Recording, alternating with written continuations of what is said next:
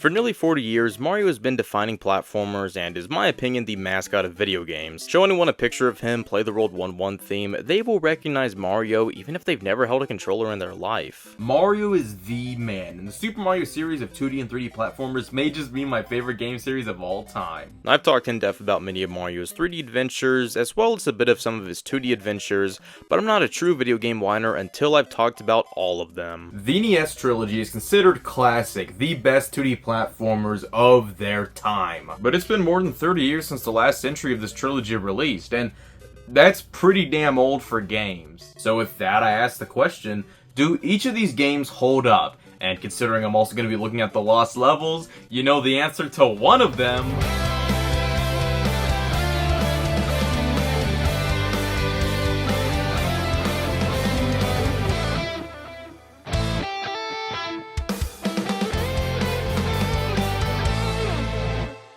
The Nintendo Entertainment System was released in the States in September of 1985, and along with it came Mario, starring in a 2D platformer. But of course, this wasn't Mario's first appearance. He first appeared in Donkey Kong as Jumpman on a quest to save his girlfriend. He then upgraded from protagonist to antagonist in Donkey Kong Jr. the next year before finally becoming the titular character of Mario Brothers. Here, he teamed up with his brother Luigi to flush out crabs and turtles in the sewers. And this is where many iconic staples of Mario first appeared. Luigi, coins, pipes, and Koopas, formerly known as shell creepers here. And 2 years later, these staples would appear in a brand new adventure made for Nintendo's Famicom, Super Mario Brothers, or Bros if you prefer. I've always assumed this game was a launch title for the Famicom in 1983, but no, this game didn't ever release until September of 1985 in Japan, and October as a launch title for the NES in the States. However, regardless of it being a standalone title at launch, it was very iconically bundled with Duck Hunt in a dual cartridge. But this thing was released way later than I thought it did, as this cart was created for the NES action set released in 1988. But this cartridge is synonymous with the NES, as the action set was $150 compared to the $200 the original model started at. Combine that with the fact that the system had been out for a few years and many of its iconic games have released at that point, and with word of mouth spreading,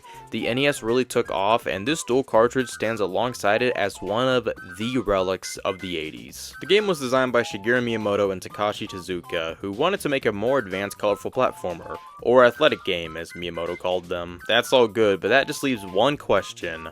Where does the super part come from? I've always assumed it was because this was a huge step up from just Mario Brothers. It went from one single screen repeating level to 32 scrolling levels. I mean, if this is normal, this is pretty damn super. But no, the super part comes from the newly introduced Super Mushroom power-up.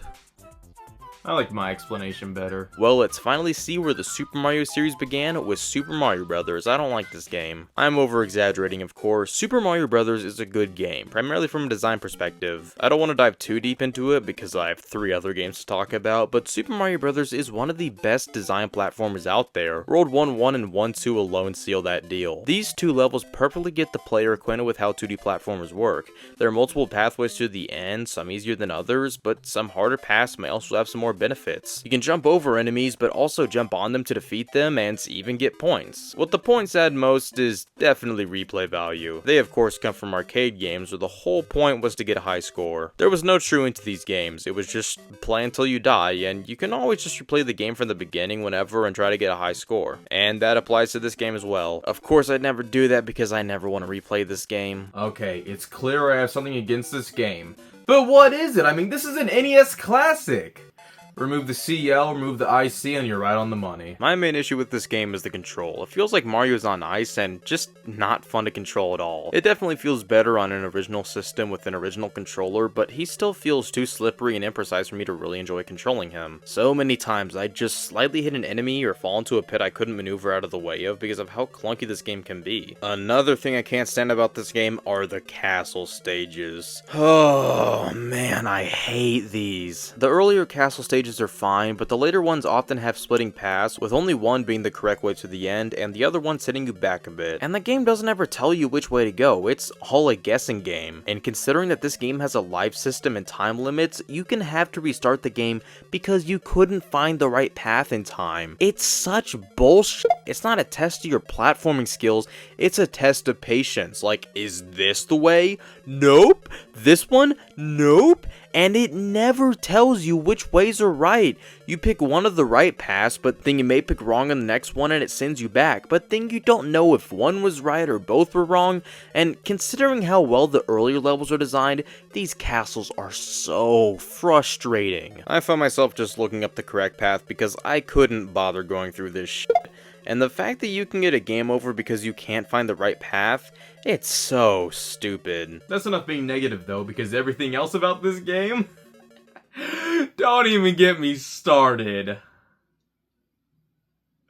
I'm gonna get started now. Structure-wise, this game is perfect in my opinion. The game consists of 8 worlds, each containing 4 levels. Usually an overworld stage, an underground stage, another overworld stage, and a castle. Sometimes there's also an underwater stage, which I don't like. I typically don't like underwater stages in Mario games. They're just so slow. Controlling Mario is so sluggish, and in these earlier side-scrollers, the music sounds like I'm slipping into insanity.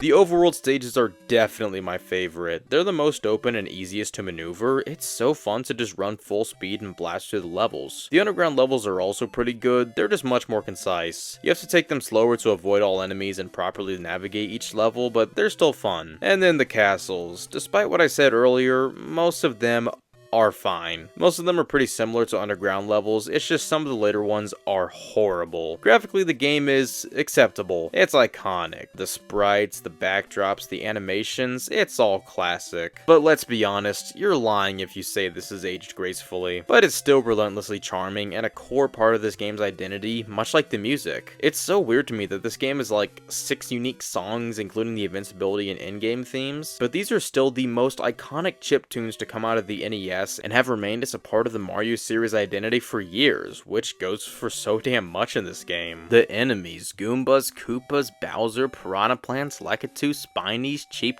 Bloopers, it's not easy to find a Mario game without these fuckers. They're just a part of the Mario series identity. And of course the power-ups, the Super Mushroom, which makes Mario double in size and gives him an extra hit point, of course shrinking back down after being hit, and the Fire Flower, which lets him shoot fireballs. But when he's hit in the Fire Flower form, he's still reverted back to his small form, which is dumb. Well, that is the original Super Mario Brothers, and does it hold up?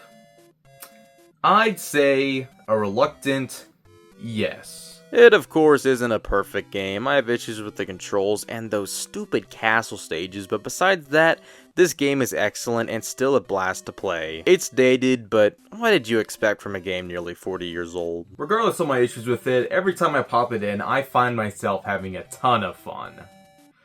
Now, on the other hand, Japan Super Mario Bros. 2, known in the States as Super Mario Bros. The Lost Levels. After completing development of the original, the developers tried out making harder levels, which they enjoyed a lot, so much so they turned it into a sequel to the original game. But this time, Shigeru Miyamoto didn't design any levels, and god, you can tell. The game was marketed towards those who mastered the original and wanted something harder, and they very much were aware of how hard this game was, as in this commercial, this girl yells in frustration after dying.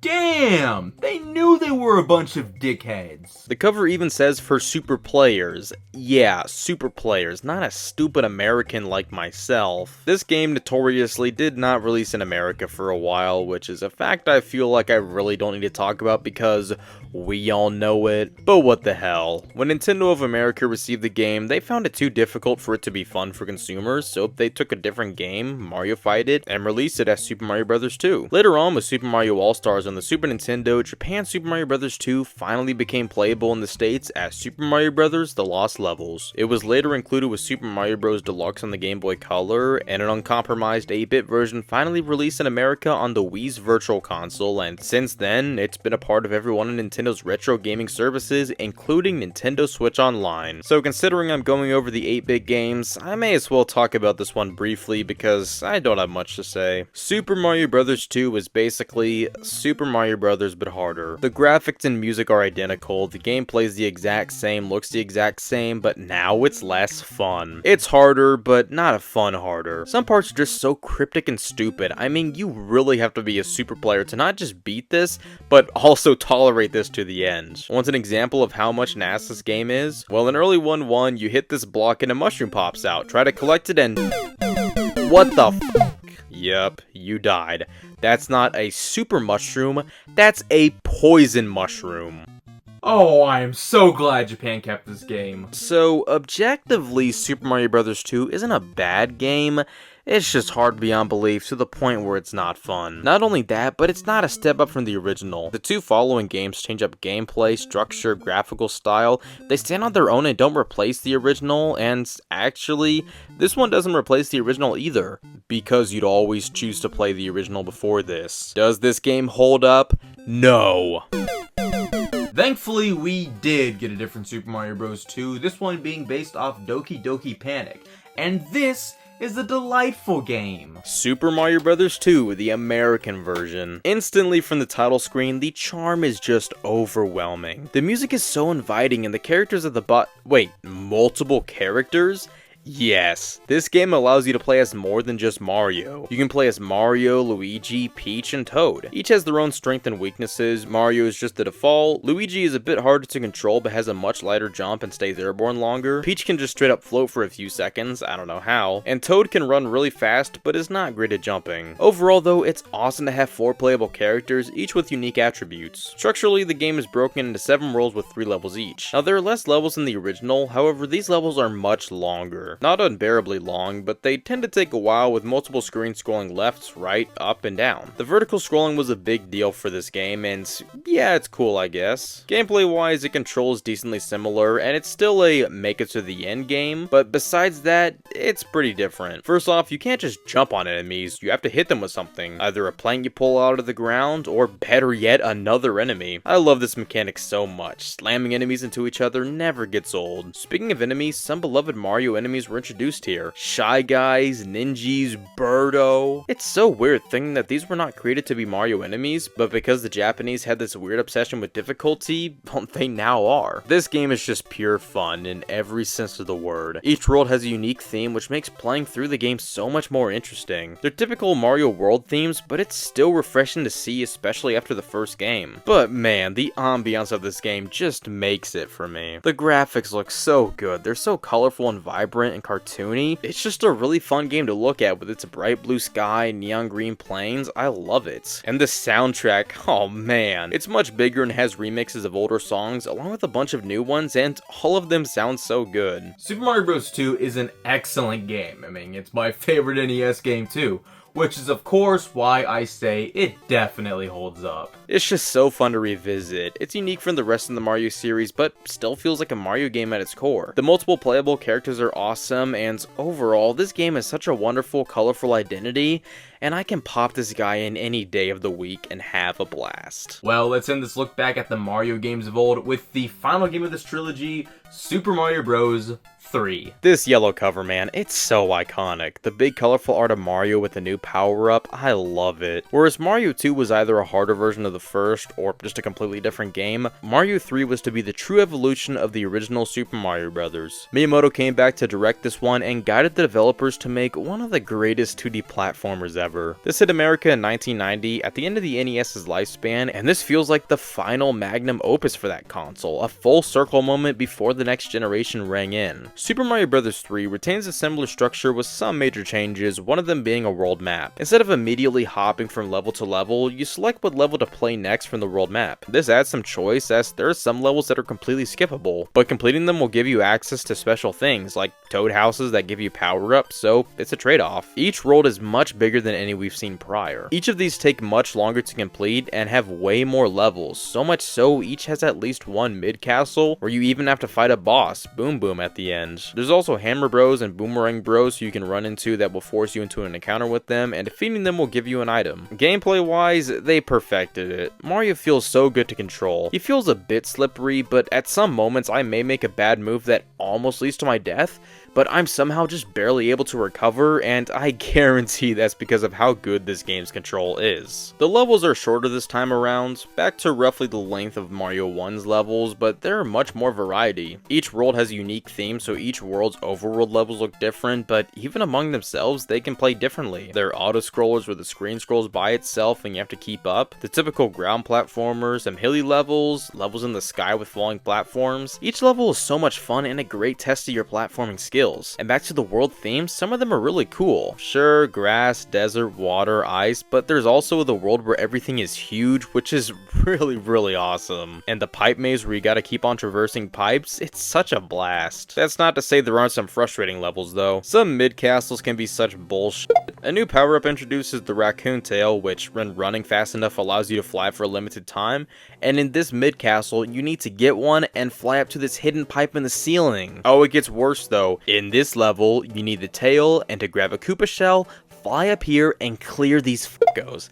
How am I even supposed to start figuring that out? Thankfully, most castle stages aren't too bad, and each world doesn't end with a castle stage, but instead an airship. These take place on an airship, which is just cool to begin with. Here you have to avoid all these bullet bills and cannon blasts, which is such a great use of the concept. And each airship ends with a fight against a Koopaling, which are easy but passable. Overall, I like the airships a hell of a lot more than the castles. Much like Mario 1, this game introduced so damn much to Mario. World maps, auto-scrollers, airships, Boom Boom, the Koopalings, Chain Chomps, Dry Bones, this game had as big of, if not a bigger impact on the series than Mario 1. And who can forget the power-ups? I've already mentioned the Raccoon Leaf, and the Fire Flower, Superstar, and Mushroom return, but there's more. The frog suit makes swimming so much faster, and while it's pretty useless outside of water, it's still just so damn funny to see Mario hop around in it. And there's also the Tanuki suit, which is a slightly more powerful version of Raccoon Mario. And much like 2, the graphics, while not as colorful, still look really good. The sprites have a really cool style, and I just love the animations in this game. And the music is just,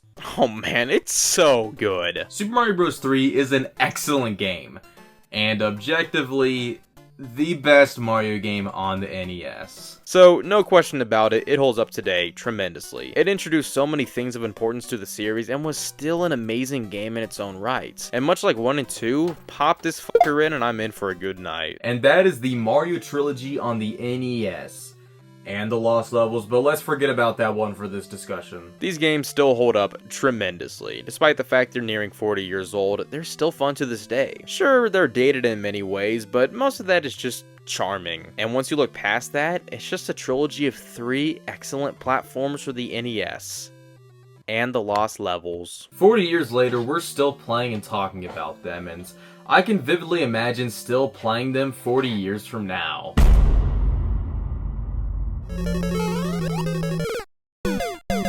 Oh, I never got good at this game.